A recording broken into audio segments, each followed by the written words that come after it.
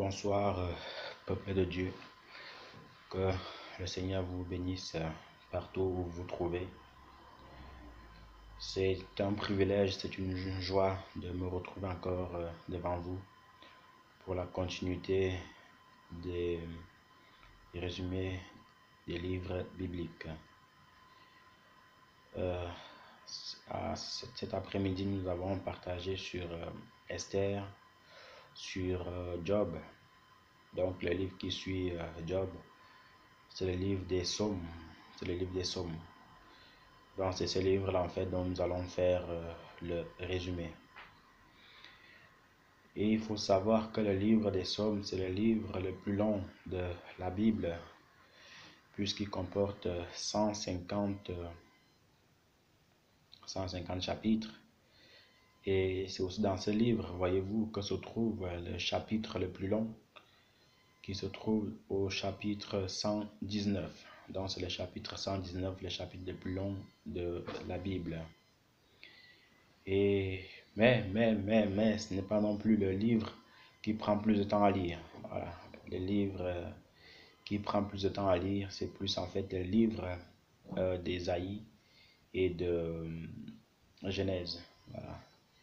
Mais c'est plus celui d'Ésaïe qui est le plus costaud. Ça peut vous prendre 8 heures de lecture en tout. Parfois même 10. Alors que le livre des Psaumes, certes, il est long, mais il peut vous prendre même 4 heures en fonction de votre lecture. 4 heures, 5 heures, 5 heures et demie maximum. Donc c'est un peu ça. Et en ce qui concerne le livre des Psaumes, contrairement à ce que on croirait, il n'y a pas que David en fait qui a écrit le livre des Psaumes. Certes, c'est lui en fait l'auteur principal, voilà, l'auteur principal de ces chapitres-là. Mais, il y avait aussi quelques autres personnes, deux autres personnes, à savoir le chantre Asaph et le chantre Corée, qui ont aussi en fait écrit des psaumes. En fait, un psaume, c'est une musique qui rend gloire au Seigneur. Un psaume, c'est comme une louange, un cantique, un hymne. Voilà, c'est juste en fait, voyez-vous, la cadence en fait qui change. Parce que vous savez, il y a des musiques de Dieu qui sont plus douces, qui permet en fait d'accompagner une prière, mais il y en a d'autres musiques en fait de Dieu qui sont plus éveillées, qui ravivent en fait l'esprit. Voilà, mais toujours tu sais qu'en fait il y a trois auteurs en fait dans le livre des Psaumes. David étant le premier, celui qui a écrit quasiment sur 150, il a au moins écrit 120 quoi, 120. Voilà, 120. Et après, il y a Asaph et il y a Corée. Le résumé que nous allons faire, en fait, ça sera un peu différent des résumés que nous avons souvent fait parce que c'est un livre rempli de chansons. Donc, comment dirais-je, ce n'est pas un livre où il y a une histoire, non. C'est des musiques, en fait, qui s'enchaînent. Donc, c'est pour cela, par la grâce de Dieu, voyez-vous, nous allons prendre chapitre par chapitre, quelques chapitres. Nous allons, par la grâce de Dieu, en fait, lire quelques versets et puis voir ce que le Seigneur nous dit dessus. Donc, c'est un peu ça comment nous allons procéder. Et pareil aussi, en fait, pour le livre de Job. Donc, nous allons prendre le chapitre 1. Le chapitre 1. Le chapitre 1 du livre des Psaumes. Donc, le verset 1 au verset 2. Qui dit: Bienheureux est l'homme qui ne vit point selon le conseil des méchants, et qui ne s'arrête point dans la voie des pécheurs, et qui ne s'assit point au banc des moqueurs, mais qui prend plaisir à en la loi de l'Éternel, et qui médite jour et nuit en sa loi. Donc, voyez-vous ici, par la grâce de Dieu, le Seigneur nous dit que heureux est l'homme en fait qui ne marche pas selon le conseil des méchants et qui ne s'assit pas au banc des moqueurs. En gros, en tant que chrétien, c'est des choses en fait que nous devons éviter. Être accompagné par des gens en fait qui vont se moquer des vieilles personnes au dehors, qui sont seulement en fait pour se moquer des gens. Le Seigneur condamne cela. Le chapitre 5, nous, nous allons voir le chapitre 5 qui dit, donc Somme chapitre 5, verset 2. Mon roi et mon Dieu, sois attentif à la voix de mon cri, car c'est à toi que j'adresse ma requête. Éternel, étends dès le matin ma voix, entends dès le matin ma voix, dès le matin je me tournerai vers toi et je serai au guet.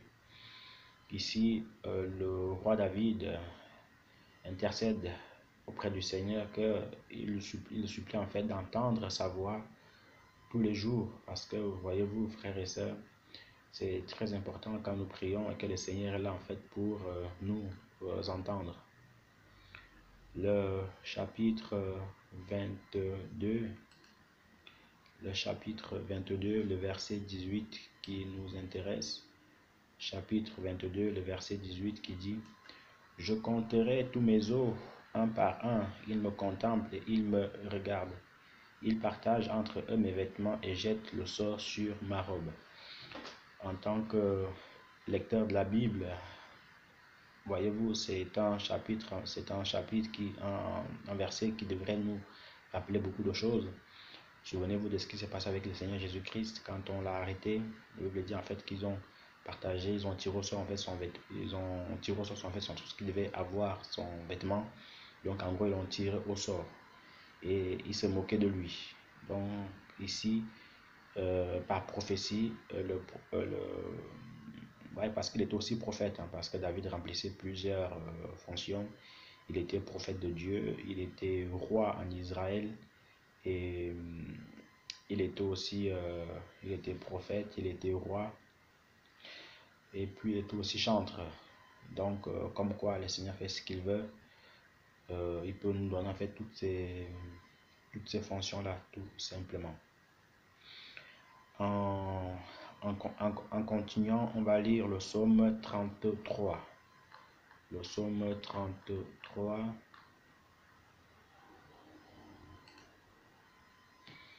Psaume 33, le verset 9 au verset 10. Psaume 33, le verset 9 au verset 10. Car il a dit, et ce qu'il a dit a eu son être, il a commandé et la chose a comparu. Ici, par la grâce de Dieu, voyez-vous, frères et sœurs, ça montre en fait vraiment la grandeur de Dieu, que ce qu'il dit s'accomplit et ce qu'il promet, ça se réalise. Donc, c'est vraiment Dieu, quoi. Parce que personne ne peut faire une telle chose. Voyez-vous, au début de la création de toutes choses, il a dit que la lumière soit, la lumière fut. Que ceci soit, et ceci s'est mis en place. Vous voyez un peu. Donc, c'est vraiment les choses de Dieu, c'est vraiment Dieu. Et quand le Seigneur ordonne, et les choses en fait se mettent tout simplement en place. Amen. Maintenant, nous allons voir le psaume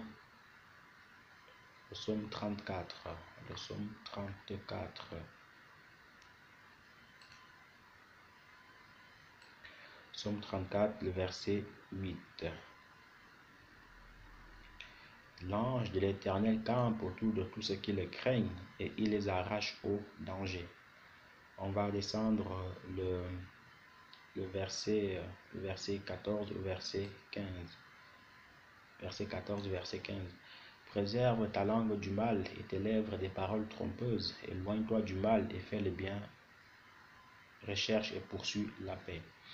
Ici, premièrement, au premier verset que nous avons lu, verset 8, la Bible nous enseigne en fait que le Seigneur nous dit que son ange campe autour de tout ce qui les craint et les arrache en fait du danger. Souvenez-vous d'un enseignement que nous avons eu sur les anges, comment en fait les anges protecteurs, le Seigneur envoyait des anges protecteurs pour nous protéger, même lors des accidents. C'est pour ça que vous entendez souvent en fait il y a des accidents miraculeux. C'est parce que le Seigneur en fait a envoyé son ange pour protéger en fait ses enfants. Et en continuant, voyez-vous, la Bible nous dit aussi en fait que éloigne ta langue du mal. Voilà, éloigne ta langue du mal et fais le bien et recherche et poursuis la paix. Parce que en tant qu'enfant de Dieu, tout ce qui doit sortir de nous, normalement, doit être de la pureté. Tout ce qui doit sortir de notre bouche doit être quelque chose en fait qui honore en fait, quelque chose qui honore en fait le Seigneur. Et aucune impureté ne doit sortir de notre bouche. Donc la grossièreté, la vulgarité, non. Nous devons toujours préserver notre bouche de toutes ces choses-là parce que ça n'édifie personne. Au contraire, tout simplement. En continuant, on va lire le psaume 37. Le psaume 37. Psaume 37, le verset 5. Recommande ton sort à l'Éternel, mets en lui ta confiance et il agira. Il fera paraître ta justice comme la lumière et ton droit comme le soleil à son midi. Recommande ton sort à l'Éternel, mets en lui ta confiance et il agira. Il est primordial pour nous en tant que chrétiens de remettre complètement notre confiance au Seigneur, de lui confier tout et il agira. C'est pour ça, voyez-vous, on le dira aussi par la suite, le livre des Proverbes qui dit en fait que ne te confie pas confie-moi ton cœur, fais confiance à Dieu et tout ira bien. On va passer au psaume 41. Le psaume 41, verset 10, qui nous dit: celui-là même avec qui j'étais en paix, qui avait ma confiance et qui mangeait mon pain, lève le talon contre moi. Voyez-vous, c'est quelque chose aussi très important à retenir ici. Il arrivera un moment où les gens avec qui vous étiez en paix, les gens avec qui il n'y avait aucune guerre, les gens avec qui vous ne soupçonnez même pas, mais il arrivera à ce moment-là où ils vont se moquer de vous, celui avec qui vous étiez en paix, qui mangeait votre pain, donc vous croyez que c'était votre ami, et ils vont lever en fait les talons, donc ils vont commencer en fait à vous persécuter, parfois sans raison, mais en fait qu'est-ce qui se passe? C'est parce que le Seigneur est en train de vous élever, on appelle ça en fait des persécutions. Il faudra seulement tenir bon et se confier au Seigneur, sachant en fait que personne ne peut nous enlever des persécutions parce qu'ils sont là pour nous former, ils sont là pour nous faire comprendre en fait ce que c'est que la vraie marche avec Dieu. On va continuer au psaume 13, le verset 14. Psaume 13, le verset 14. Pardon, psaume 51, le verset 13 au verset 14. Ne me rejette pas loin de ta face, ne me retire pas ton Saint-Esprit, rends-moi la joie de ton salut, et qu'un esprit de bonne volonté me soutienne. Ici, voyez-vous, par la grâce de Dieu, le roi David va implorer le Seigneur pour que Dieu puisse en fait ne pas lui retirer en fait son Saint-Esprit. À savoir quelque chose, c'est que, peut-être ça va choquer pas mal de personnes, le Saint-Esprit, beaucoup de gens en fait l'avaient, avant que le Seigneur en fait ne revienne. Voilà, c'est pour ça David dit ici en fait: ne me retire pas ton Saint-Esprit, rends-moi la joie de ton salut et qu'un esprit de bonne volonté me soutienne. Donc ici, David prie vraiment le Seigneur pour que cet esprit que Dieu avait mis en lui ne puisse pas partir, parce que c'est grâce à cet esprit-là qu'il composait vraiment ces louanges-ci. C'est grâce à ce Saint-Esprit-là qu'il était inspiré. Donc vous voyez un peu, donc sans le Saint-Esprit, on n'est rien, zéro, nul. Donc quand nous l'avons, préservons-le vraiment dans notre vie, dans notre cœur, pour qu'il ne s'en aille plus. On va continuer au psaume 60. On va aller voir le psaume 60, ce qu'il nous dit. Psaume 60, le verset 14. Psaume 60, le verset 14. Avec Dieu, nous ferons des exploits, il écrasera nos ennemis. Avec Dieu, nous ferons des exploits, il écrasera en fait nos ennemis. Ici, on nous apprend qu'avec Dieu, nous ferons des exploits. Qu'est-ce que c'est qu'un exploit? Un exploit, c'est quelque chose en fait qu'on ne s'y attend pas. Un exploit, c'est quelque chose en fait de grandiose. Et quand nous sommes avec Dieu, quand Dieu est avec nous, voyez-vous, nous sommes plus que vainqueurs et nous écrasons en fait nos ennemis. Pas un écrasement de manière charnelle que vous marchez sur eux, non. C'est-à-dire quoi? C'est-à-dire que quand vous réussissez, là où vos ennemis en fait pensaient vous voir échouer, Dieu vous fait réussir. Et en fait, la jalousie de cet ennemi en fait est grandieuse, mais vous avancez, vous l'écrasez, vous l'avancez. Plus le jaloux de vous, et plus en fait le Seigneur vous élève tout simplement. On va continuer au psaume 62, psaume chapitre 62. Psaume 62. Psaume 62, le verset 11 au verset 12. Ne vous confiez pas dans la violence et ne mettez pas un vain espoir dans la rapine. Quand les richesses s'accroissent, n'y attachez pas votre cœur. Ne vous confiez pas dans la violence et ne mettez pas un vain espoir dans la rapine. Quand les richesses s'accroissent, n'y attachez pas votre cœur. Mes frères et sœurs, ici, en fait, le Seigneur nous apprend, premièrement, en fait, que nous ne devons pas nous confier dans la violence, parce que la violence, ce n'est pas une bonne chose. La violence, en fait, n'honore pas le Seigneur. Donc, toi, en tant que chrétien, qui est encore certainement dans la violence, le Seigneur veut t'en délivrer. Toi encore qui es dans les querelles, dans les luttes, dans les bagarres, le Seigneur, en fait, veut t'en délivrer, puisque ça ne rend pas, en fait, gloire à Dieu. Il faut demander la délivrance complète. Sinon, si le Seigneur vient venir comme ça, le paradis pour toi sera très très compliqué, voire même impossible. Et quand la richesse y accroît, n'attachez pas votre cœur. Ici, le roi David nous apprend que la richesse, c'est une bonne chose. Mais il ne faut pas s'attacher en fait à cette richesse-là. Il ne faut pas du tout s'y attacher. Parce que en s'y attachant en fait à une richesse, notre cœur part complètement. Voilà pourquoi le Seigneur avait dit en fait que vous ne pouvez pas servir deux maîtres à la fois. Parce qu'il y a le maître Mammon, il y a Mammon qui est le Dieu de la richesse, Dieu de l'argent. Vous avez aussi Dieu qui est aussi le Dieu de ses serviteurs. Donc si le Seigneur nous bénit, amen, gloire à Dieu, mais nous ne nous attachons jamais en fait à ces richesses-là, sinon ce n'est pas bon.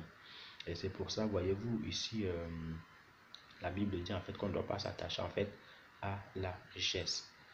Et en continuant, bon, quand la richesse y accroît, n'attachez pas votre cœur. On va aller lire le psaume 68. Le psaume 68. Psaume 68, le verset 6 au verset 7. Psaume 68, le verset 6 au verset 7. Le Père des orphelins, le défenseur des veuves, c'est Dieu dans sa demeure sainte. Dieu donne une famille à ceux qui étaient abandonnés, il délivre les captifs et les rend heureux. Les rebelles seuls habitent dans des lieux arides. Donc ici, la Bible nous apprend que le Seigneur est le Dieu des orphelins, voilà, les défenseurs des veuves. Donc toi, mon ami, toi qui peut-être se moque encore des orphelins, des veuves, il faut faire attention à cela. Il ne faut pas du tout faire ce genre de choses parce que c'est des gens, des pauvres gens qui ont perdu leur mère, qui ont perdu leur mère, qui ont perdu leur père, qui ont perdu leur mari. Et toi, au lieu de les consoler, au lieu de compatir en fait à leur détresse, tu te moques d'eux. Non, non, non, ce n'est pas bon. Donc faire attention à ça parce que la colère de Dieu va s'abattre sur toi en continuant comme ça. Si tu as déjà fait que tu étais ignorant, voilà, ça peut se comprendre, mais répands-toi de toutes ces choses-là. On va continuer au psaume 74. Psaume 74.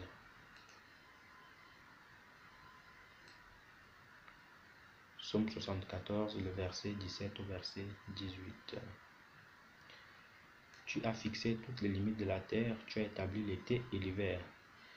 Ici, la Bible nous apprend que c'est le Seigneur qui a établi toutes choses. Il a établi l'été, il a fixé les limites de la terre.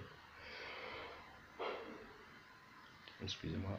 Il a établi en fait les limites de la terre et il a établi les limites de la terre. Il a fixé en fait, il a établi aussi en fait l'été et l'hiver. Donc l'hiver que nous voyons, c'est Dieu qui a la base de toutes ces choses-là. L'été que nous voyons, c'est Dieu qui a la base de toutes ces choses-là. Donc ça prouve encore qu'il est Dieu. On va aller au psaume 91. Le psaume 91 qui nous dit, du verset 5 au verset 9.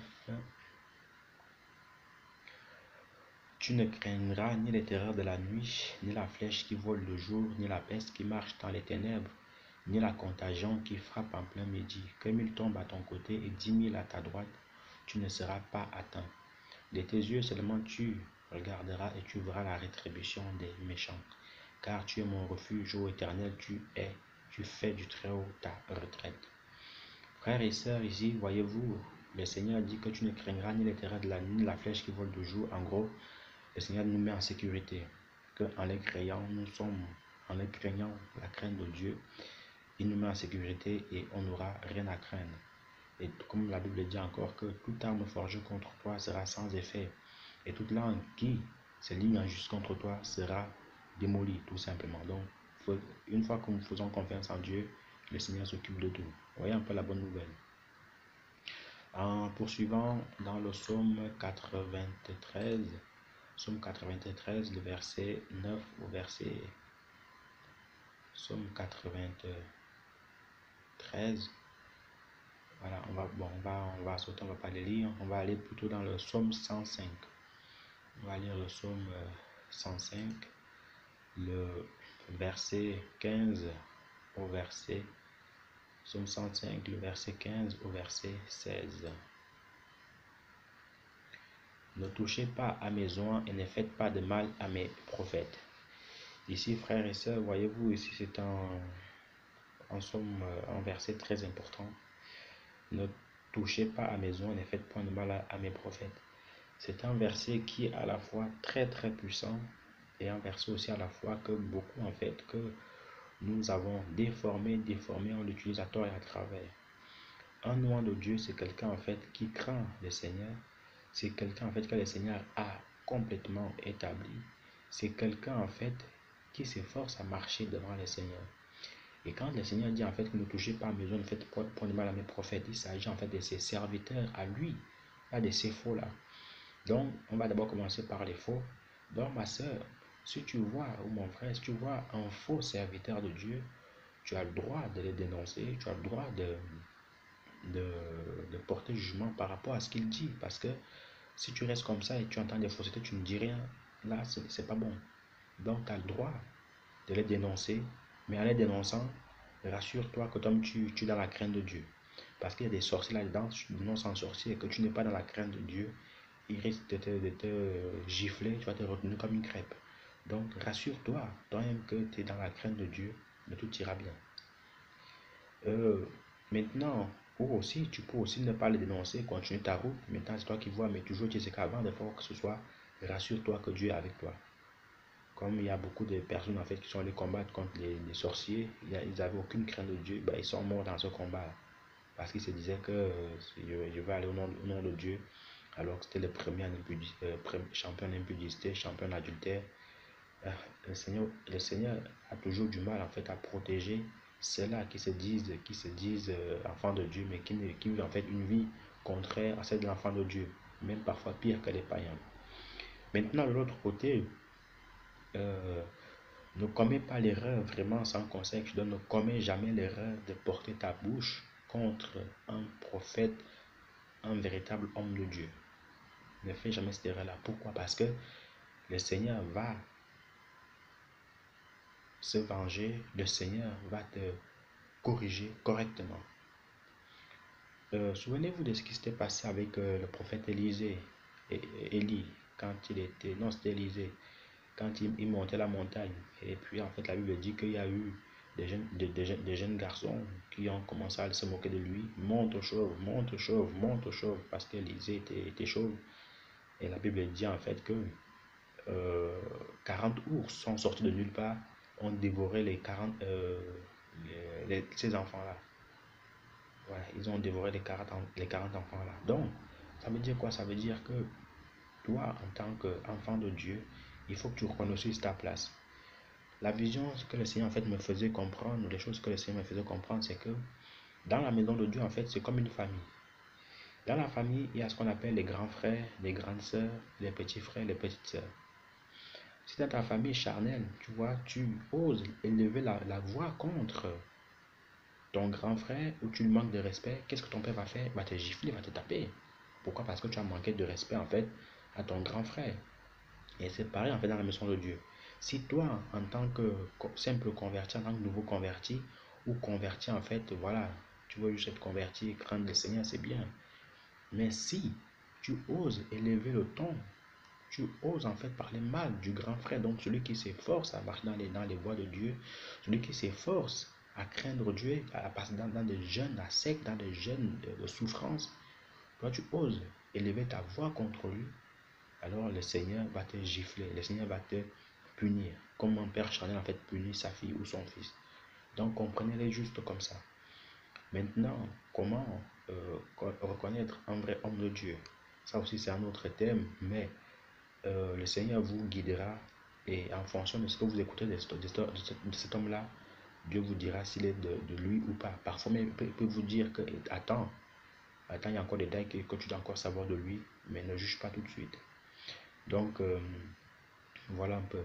On va aller au psaume 113. On va aller au psaume 113. Psaume 113. Psaume 113, le verset 9. Psaume 113, verset 9. Il donne une maison à celle qui était stérile. Il en fait une mère joyeuse au milieu de ses enfants. Louez l'Éternel.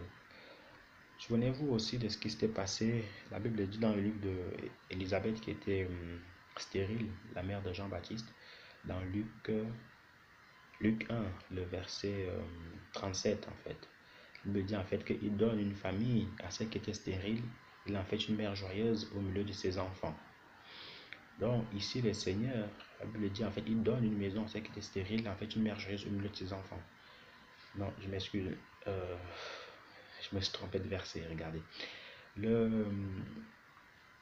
Dans Luc chapitre 1, le verset 37 dit en fait que celle qui était stérile est dans son 16e mois de grossesse, car rien n'est impossible à Dieu. Voilà ce que le chapitre 1 de Luc dit, verset 36 à 37. Mais le psaume 113, le verset 9 dit en fait qu'il donne une maison à celle qui était stérile. Il en fait une mère joyeuse en fait au milieu de ses enfants. Donc, le Seigneur étant tout puissant, le Seigneur étant grand, alors il ouvre en fait la matrice à des femmes stériles. Il ouvre en fait la matrice à des femmes qui se mettent à genoux, qui l'implorent et il les répond tout simplement. Faisons seulement lui confiance. On va descendre au psaume 119, comme on disait, le psaume le plus long, le chapitre le plus long. Il faut au moins 1h30 pour le terminer. Non, pardon, 1 heure plutôt. 1 heure pour le lire. Vous lisez, vous êtes fatigué, mais il faut que vous continuez à lire parce qu'il faut que vous terminez. Il est au moins 2 pages, recto verso en plus. Comparé au psaume 1, dont vous prenez à peine 2 minutes pour le lire. Ok. Psaume 119, le verset 80. Verset 94, verset 97, verset 97, wow. Il a au moins 176 versets. Le psaume 119, wow, 176 versets.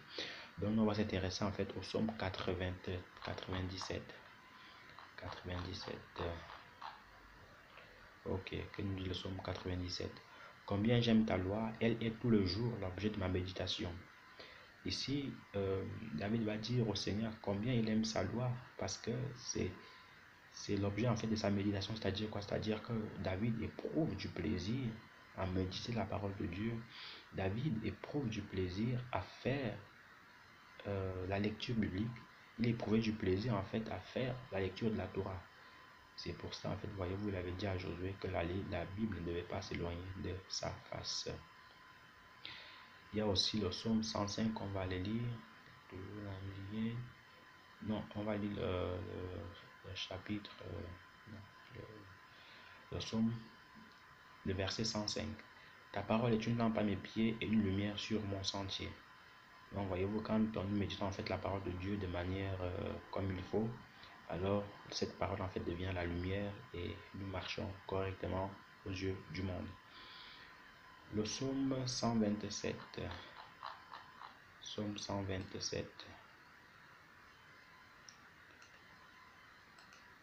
Psaume 127, le verset 1, verset 2. Cantique des degrés de Salomon.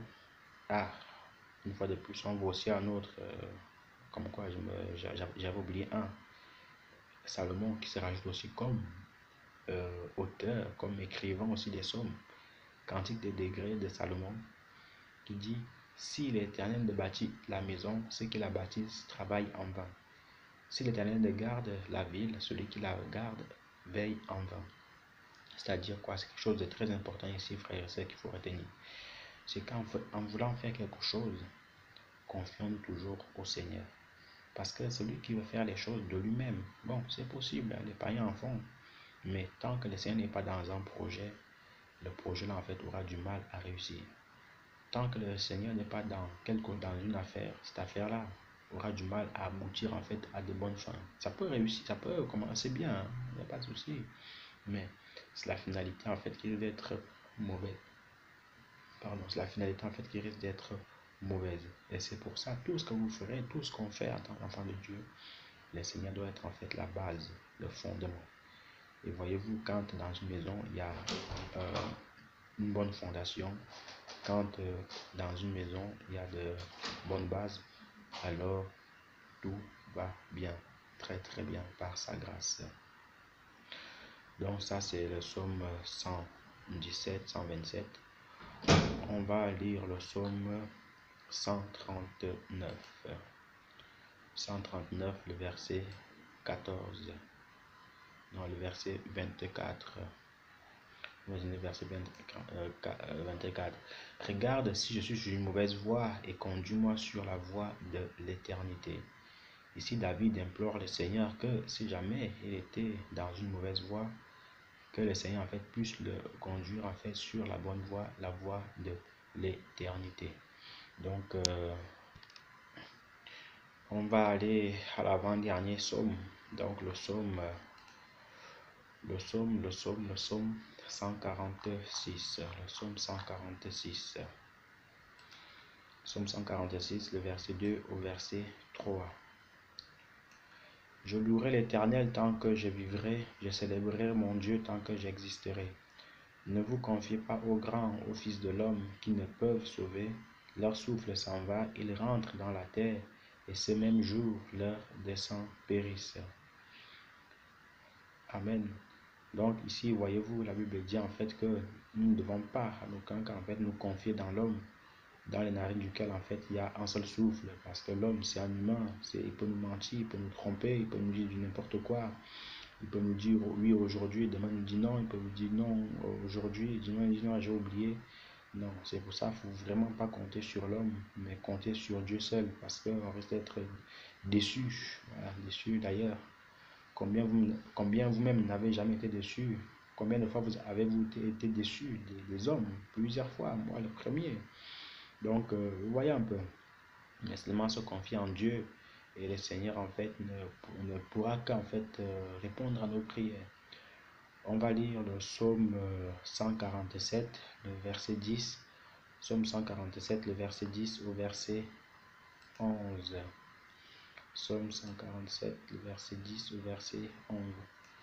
Ce n'est pas dans la vigueur du cheval qui se plaît, ce n'est pas dans les jambes de l'homme qui met son plaisir. L'Éternel aime ceux qui le craignent, ceux qui espèrent en sa bonté. Donc, voyez-vous ici, frères et sœurs, le Seigneur aime ceux qui espèrent en sa bonté, il aime ceux qui le craignent. Durant toute la Bible, si on vient vraiment en fait à recenser tout le mot craindre, la crainte de l'Éternel, en fait, voyez-vous, dans l'Ancien Testament, c'est un mot en fait qui reviendrait plus que d'autres mots dans la Bible. C'est-à-dire quoi? C'est-à-dire que la crainte de l'Éternel, il faut vraiment en fait qu'elle s'imprègne dans notre vie, que nous puissions marcher dans cette crainte-là. Sinon, on est en train de faire du surplace, sinon ça ne sert à rien, quoi. C'est un conseil que je vous donne vraiment. Efforçons-nous. C'est vrai que c'est pas facile, hein. C'est pas facile de marcher dans la crainte de Dieu, mais quand nous manquons en fait de force, demandons ces forces-là au Seigneur. Et lui seul, en fait, voyez-vous, il nous aidera tout simplement. Il y a aussi un autre psaume que je n'ai pas cité qui dit aussi en fait que oh, voici qu'il est doux, qu'il est agréable pour des frères et sœurs en fait de se rassembler, car c'est là que l'Éternel voit sa bénédiction, la vie pour l'éternité.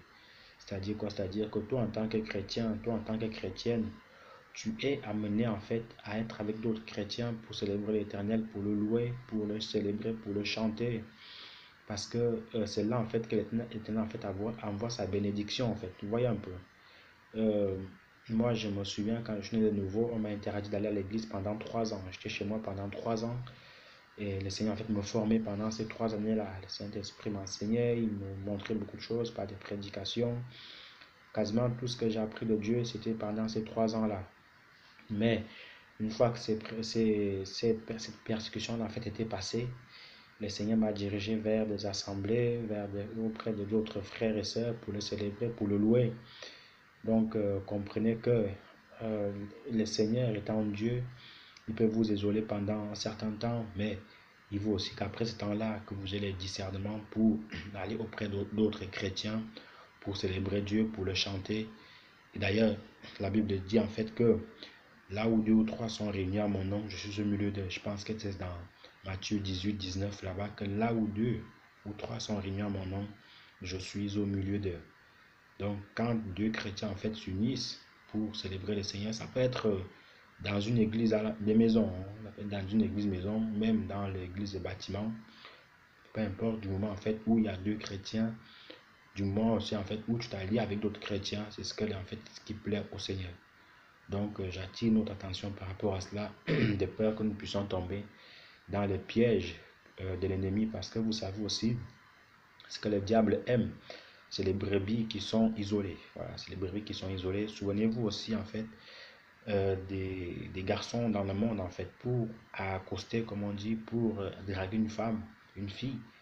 En général, ils attendent toujours en fait que la fille soit seule, parce que la fille elle est isolée. Alors ils peuvent l'approcher, mais c'est difficile pour les garçons de l'attaquer quand de la draguer quand il y a ses copines à côté. Donc, en fait, c'est la même chose que c'est la même chose en fait que le diable agit. Maintenant qu'on s'entend bien, ce n'est pas le garçon n'est pas le diable. Non, non, non, non, ni la fille, la chrétienne, non. C'est un exemple pour nous faire comprendre que l'isolement n'est pas bon. C'est bien pour un certain temps quand le Seigneur le désire, mais après il faut sortir de là et puis en fait partager avec d'autres frères et sœurs. Que le Seigneur vous bénisse abondamment. C'était le livre des psaumes composé de 150 chapitres avec le psaume 119 le plus long et avec 3 auteurs, David, Corée, Salomon et Asaph. Bonne soirée à tout le monde et puis on se retrouve tout à l'heure pour les résumés du livre des Proverbes. Bye bye.